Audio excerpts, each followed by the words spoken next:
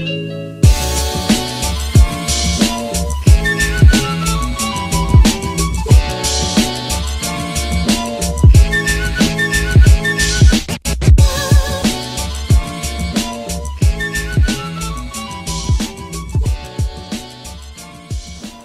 everyone, welcome to another episode of Ask Pastor Van. On these sessions, I take time to answer some of life's most difficult questions about God, the Bible, Christianity, and life in general. It's always exciting to connect with you in this way. If you've not yet liked our page on Facebook, make sure you like it, Ask Pastor Van. You can also follow us on our YouTube channel, Ask Pastor Van. And don't forget, you can always be part of our discussions by also sending in your questions, and I will actually take time to answer your questions on askpastorvan@gmail.com, or you can private message me right here on Facebook. The big question I've been asked to respond to tonight is that is it wrong to watch pornography with your spouse? Or what is wrong with watching porn with your spouse? There's an interesting question. I've had a couple of people ask me this question, that okay, they understand that pornography or watching pornography is wrong, but you are married together with your spouse, you want to spice up your marriage, you want to bring in a little bit of flavor into your sexual life. So what is wrong with choosing to watch pornography together to learn a few things in order to spice up your marriage and help with your sexual life as well? Let me start by saying this, that it may appear that watching pornography together it's helpful, because of course you are watching things, you might learn some few things, you might want to apply some new tricks here and there, so it might appear that it is helpful, but I think in the long run it's not helpful at all, and this would be my reasons. The first one would be that all of pornography movies are acted by professionals. Don't forget, when you're watching a porn movie, it's being actually acted by professionals, professional actors. They are acting something for you to see and enjoy. They have the benefit of a director who is telling them that use this angle, cut, no, take it from this angle. They have several cameras on them. They look at a camera that is giving the best shots and all that. So what you are seeing it might be far away from reality, might not actually be reality. People are actually, they know what to incite that lust out of you, that sexual feeling out of you. So they're just acting for you to, feel very sexualized, and it might not be as real as you are even saying it. They have all sorts of enhancements. Some of them take drugs on sets, offsets, in order to be able to perform the sexual acts that they are performing. Sometimes they have the benefit of cutting for a long period of time for the actors to take a break and all that. And so having that kind of worldview, bringing it directly into your bedroom where the actors, whatever they are doing, they are acting, it's not so real. Sometimes they have to fake the responses and all that. And you think you can have the same deal in your bedroom. I would think that you want to build your sexual life on a wrong premise, on a lie. You're not getting the raw deal. And so what you even intended to get out of porn might not be exactly as you expected. My second one would be that porn gives a view of sexuality that you or your spouse might not be able to measure up to. And so because it's actually something that is acted, it will give you a sort of reality that you or your spouse might not be able to, match up to. There will be that kind of gap between what you can actually do and what you're expecting to be able to do. And I believe that would point towards frustration. You see it clearly happening in there. You feel you and your spouse can have the same level of enjoyment or can do the same, but you realize that is far away from reality. That rather bring frustration, that rather bring anxiety. It will have an adverse impact on your sexuality. You rather have an opposite effect of what you were expecting to have from watching porn with your spouse. I think another reason would actually be your spouse would also have an expectation of you that you can match up. When you see the kind of displays out on porn, then she would also be expecting that you got to give the same treat back, but you might not be able to match up with that one, and that could also lead towards frustration. Another reason why I would say that watching porn with your spouse is wrong is that sex in itself is sacred. So sex is supposed to be enjoyed within the confines of marriage. It is two people who love themselves, who have covenanted to be with each other in the context of marriage, enjoying sex together. But we don't have that situation in porn. We don't actually have married people doing porn together, and that sacredness of sex, you watching porn takes away that sacredness, in the sense that when we are having sex, we don't. When I'm having sex with my spouse, I wouldn't want to be public. I wouldn't want the camera to be on me. So sitting down watching other people have sex, it's like I'm desecrating something that is supposed to be sacred. We are losing the sacredness of sex, and that, for me, I think that is some way. So you watching porn, it's like it's okay to take sex public. It's okay to have sex in the public. There's no sacredness about it. You are desecrating the act of sex itself. And I think that is wrong. That is not how it intends to be. Sex is meant to be enjoyed within its sacred zone and within the sacredness of marriage. As well, one of the things why I would say that porn is wrong would be that that it's not right for someone else who is not your spouse to sexually be controlling you. Somebody you are not married to shouldn't be sexually controlling you. If you are constantly aroused by someone who you are not married to, that means the person is controlling your sexual feelings, and feelings that should be devoted to your spouse in the context of the sacredness of marriage. But when you watch porn, what those actors or the effect they are having on you as a person is that, and they are controlling your sexual feelings. You get aroused, you get turned on, and something that is meant for your spouse, irrespective of how you view it. You might be watching it with your spouse, but you're actually being enticed, you're actually being turned on by these actors who you are watching. And I think that is not how sex is meant to be. For me as a man and as a Christian man, I would want my wife to be the only woman who controls me sexually. I want to be turned on by my wife. I want to be enticed by my wife. I want to have that kind of burning passion for my wife, and not for any other woman. If there is another woman that is, I have that kind of feeling towards, I would take it that I'm committing emotional infidelity. That means I'm cheating on my wife emotionally because I have part of my emotions being controlled by another woman. That is not what it's meant to be. That is not how it is supposed to be. So I think that with that as well, that would make watching porn with your spouse wrong. Another reason I would want to give is that it comes down to an issue of trust. For now, you're watching porn with your spouse, but would your spouse be able to trust that when he or she is not around over a period of time, can she or he trust that you can actually abstain without cheating on him or her with porn? When your spouse travels around, and in our present age, looking at our work schedule and all that, we travel around often. You travel a day, you travel 2 days, 3 days. Can you trust that you are not around to satisfy your spouse sexually? Can you trust that he or she can abstain and wait for you to come back to satisfy him or her, and not resort to pornography? You realize that when you watch porn with your spouse, there is always that kind of lingering fear. There is that fear that I'm not around for 2 days, I'm not around for 3 days.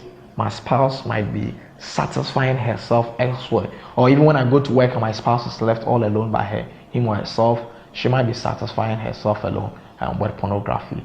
And that could be distressing, that could be very frustrating, that could be annoying, that could break up your home, where you know that your spouse is constantly watching porn to satisfy him or herself, especially when you are not around. The other issue is that pornography on itself is also very addictive. Once you start it, it gets to a point where you can't stop it. Can you trust the fact that as your spouse or you and your spouse are watching pornography, your spouse will not get addicted and cross the red line? Your spouse could cross the red line and enter into all sort of things with that action. So something that might start innocent, something that might start in a way that we just want to spice our sexual life, it could become an addiction that is so hard to break. And that could actually be shattering towards your marriage. And you know, when addiction comes in, that takes the controlling part of your spouse. And so you realize that even normal sexual intercourse will not satisfy your spouse. When pornography takes hold of one person, it becomes very difficult to stop. You realize that until pornography comes in, the person is even not aroused towards you. you do not want to be in a marriage relationship and have your spouse under the power or under the influence of pornography. And I would say that ultimately pornography is also a sin, in the sense that when you are watching pornography, it comes with lust, because you kind of fantasize. Sometimes pornography also brings playback on your mind, and you kind of fantasize all the women or all the men you see in the movie and what they were doing. And so when your spouse is not around, you kind of be meditating or thinking about some of these issues. And Jesus clearly gave a standard that when it comes to adultery or fornication, it's not actually just the act. When you even think of it, you've actually committed it. And so ultimately pornography also is sinful, and because it's sinful, I want you to keep your marital bonds sacred. Your marital bonds have to be kept pure. It is better you keep marriage between the two of you, or your sexual life, pure, without bringing in intruders into your bedroom. And so to answer your big question for tonight is, as what is wrong with watching pornography with my spouse, I would say that for so many reasons, I can't even try to summarize each one of them, but for so many reasons, such as the addiction factor that could come in, the loss of trust that could come in, and bringing in an intruder into your bedroom that could come in, and all these things could be very destructive to your marriage in the long analysis. But what I want to bring on here is that if you really want to spice up your sexual life as a married couple, it's important you understand that there are a lot of educative videos that are not necessarily pornographic that you can resort to. So together with your spouse, you can talk to a very experienced, matured counselor. I'm sure he should be able to guide you to some very good materials. There are a lot of very good books that you could also have a look at, that could actually guide you if you are looking at something that could help you spice your sex life or your sexual life in the bedroom. And so thank you for listening. God bless you. You've been so good, I will not forget. I will not forget. I will not forget. You've been my lawyer, shelter, helper, provider, healer, helper, God. I will not forget. I will not forget. Okay, so the follow-up question to my earlier response is that, what about masturbation? I'm married, my spouse is not around, I do not want to cheat on my spouse. Can I masturbate? Is there anything wrong with that? Wow, I think that's a hard question I've been asked to respond as a follow-up to what I said earlier on. First of all, it's important we try to understand what is going on during masturbation. Masturbation is trying to seek sexual release by playing on yourself sexually, or trying to have a sexual release by playing acts of sex on yourself. And so when you look at masturbation from that perspective, it is actually self-satisfaction or gaining self-satisfaction without engaging your partner. Fundamentally, I would say that masturbation then becomes a selfish act. It's just about you, it's you and you satisfying yourself. I believe that there is a room where, or there is a need where we ought to control ourselves, whether we are married or we are not married.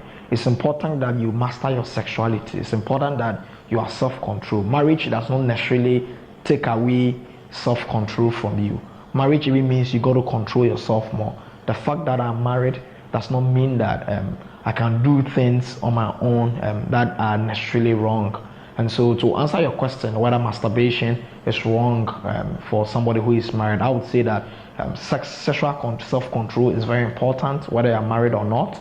And that would include masturbation when your spouse is not around, and you ought to satisfy yourself sexually. There's a room for self-control. So you exercise self-control instead of being selfish. You exercise self-control instead of being selfish, and you wait for your spouse. Other than that, it's like you are cheating on your spouse with yourself.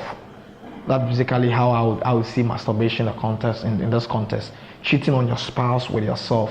My spouse is not around, I got to satisfy myself. By all means, I have to satisfy myself. The only thing I can do is that I have to masturbate, come what may. I don't think that is a godly approach to take.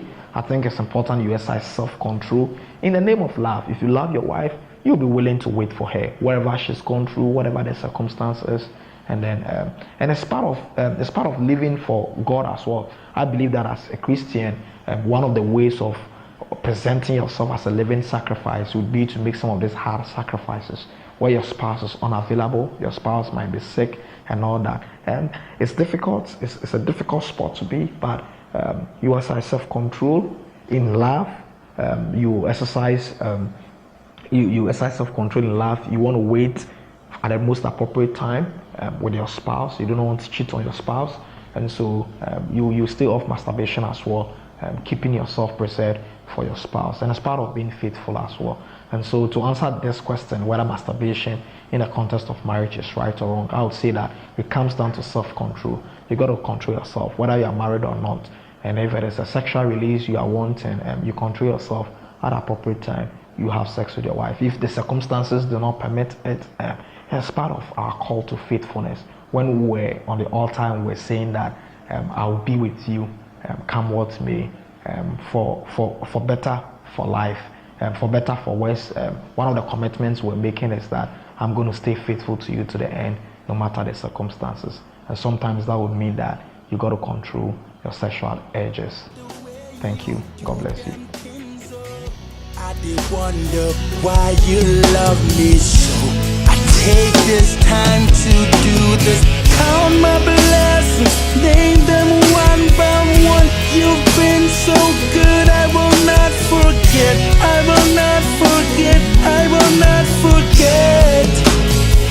You've been my lawyer, shelter, helper, provider, healer, helper, God. I will not forget. I will not forget. God bless you for staying tuned on another episode of Ask Pastor Van. It's been wonderful having you around.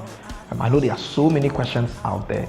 You can also send me your questions and I'll take time to answer it at askpastorvan@gmail.com.